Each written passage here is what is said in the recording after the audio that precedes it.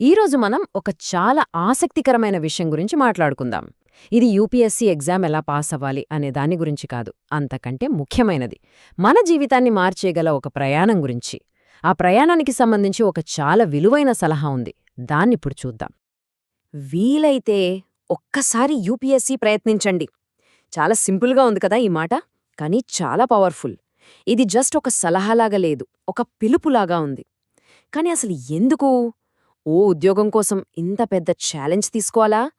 దాని వెనుకున్న అసలు విషయం అది కాదనమాట.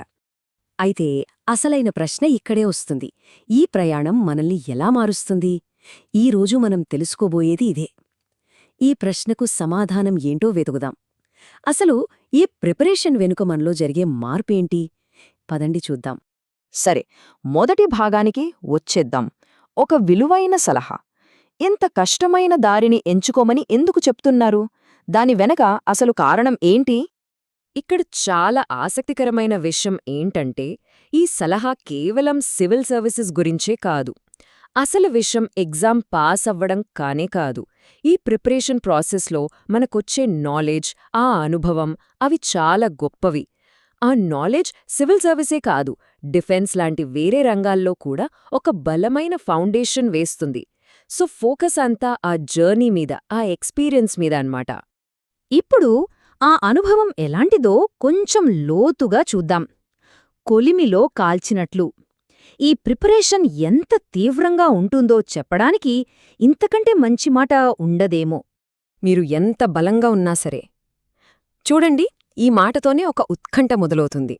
అంటే మనం ఎంత కాన్ఫిడెంట్గా ఈ జర్నీ మొదలుపెట్టినా ఇది ప్రతి ఒక్కరిని పరీక్షిస్తుంది, ఎవ్వర్ని వదిలిపెట్టదు. ఇది మిమ్మల్ని వంచుతుంది. ఈ మాట వినగానే మనకు కొంచెం నెగటివ్గా అనిపించొచ్చు, వంచడమేంటి అని. కాని ఇక్కడ వంచడం అంటే మనల్ని పాడుచేయడం కాదు. ఒక కొలిమిలో ఇనుముని ఎలాగైతే వేడిచేసి వంచి ఒక బలమైన ఆయుధంగా మలుస్తానో, అచ్చం అలాగే ఈ ప్రాసెస్ మనల్ని ఒక మంచి, పరిణితి చెందిన వ్యక్తిగా మారుస్తుంది. ఇదొక పాజిటివ్ ట్రాన్స్ఫర్మేషన్ అన్నమాట. కొమ్ములు వంచడం అనే మాటకి అసలు అర్థమే ఇదే. ఈ జర్నీకి ముందు మనలో ఉండే ఈగో అంటే అహం, ఈ జర్నీ తరువాత వినయంగా ఎలా మారుతుందో చూడండి. ఇదొక క్యారెక్టర్లో వచ్చే చాలా డీప్ చేంజ్. ఈ ప్రాసెస్ని వర్ణించడానికి వాడిన పదం చూడండి, ఉతికి ఆరేస్తది. ఎంత పవర్ఫుల్గా ఉందో కదా. అంటే ఇది మనల్ని పూర్తిగా బ్రేక్ చేసి మళ్ళీ ఒక కొత్త, ఇంకా స్ట్రాంగ్ పర్సన్గా రీషేప్ చేస్తోందన్నమాట. అగ్నిలో కాల్చి శుద్ధి చేసిన బంగారంలాగా. సరే, ఇప్పుడు ఫలితం గురించి మాట్లాడుకుందాం. గౌరవించాల్సిన పోరాటం. ఒకవేళ ఈ ప్రయత్నంలో సక్సెస్ అవ్వకపోతే ఏంటి పరిస్థితి? ఇది చాలా సెన్సిటివ్ కానీ చాలా ముఖ్యమైన టాపిక్. చాలా మందిని వేధించే ప్రశ్న ఇది. ఎగ్జామ్లో పాస్ అవ్వకపోతే వాళ్లకి టాలెంట్ లేనట్టేనా? ఈ అపోహ గురించి మనం సూటిగా మాట్లాడాలి. సమాధానం చాలా సింపుల్ అండ్ క్లియర్. ఖచ్చితంగా కాదు, అస్సలు కాదు. ఎగ్జామ్లో నెగ్గకపోవడానికి, టాలెంట్ లేకపోవడానికి ఎలాంటి సంబంధం లేదు. ఈ ఒక్క విషయాన్ని మాత్రం మనం గట్టిగా గుర్తుపెట్టుకోవాలి. నిజమేంటంటే ఈ జర్నీలో సక్సెస్ గ్యారంటీ అని ఎవ్వరూ చెప్పలేరు. ఇదొక నమ్మశక్యం కాని కఠినమైన ప్రాసెస్. టాలెంట్ ఒక్కటే సరిపోదు, దాని వెనక ఎన్నో కారణాలుంటాయి, పరిస్థితులుంటాయి. అవన్నీ కూడా ఫలితాన్ని డిసైడ్ చేస్తాయి. అందుకే ప్రయత్నించిన ప్రతి ఒక్కరి పోరాటాన్ని మనం గౌరవించాలి. దయచేసి వాళ్లను గౌరవించండి. ఇది మనందరికీ ఒక విజ్ఞప్తి. రిజల్ట్ ఏదైనా సరే, ఈ ప్రయాణాన్ని మొదలుపెట్టిన ప్రతి ఒక్కరిని గౌరవించడం మన బాధ్యత. ఇక చివరిగా, ఈ ప్రయాణం వల్ల మనకు దక్కే నిజమైన బహుమతి ఏంటో చూద్దాం. ఇది జాబ్ గురించి కాదు, ర్యాంకు గురించి కాదు, అంతకంటే విలువైనది.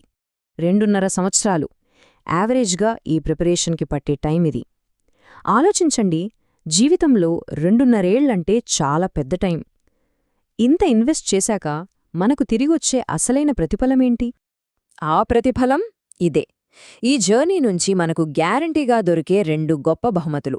1 అమూల్యమైన జ్ఞానం, 2 ఎంతో లోతైన అనుభవం. ఇవి 2 జీవితాంతం మనతోనే ఉంటాయి. మరి ఒక్క పరీక్ష మనల్ని శాశ్వతంగా మార్చగలదా? బహుశా పరీక్ష మార్చదేమో, కాని ఆ పరీక్ష కోసం మనం చేసే ప్రయాణం, అది మాత్రం మనల్ని ఖచ్చితంగా మారుస్తుంది. ఇది కేవలం ఒక కాంపిటీషన్ కాదు, మనల్ని మనం కొత్తగా తెలుసుకునే ఒక అద్భుతమైన అవకాశం.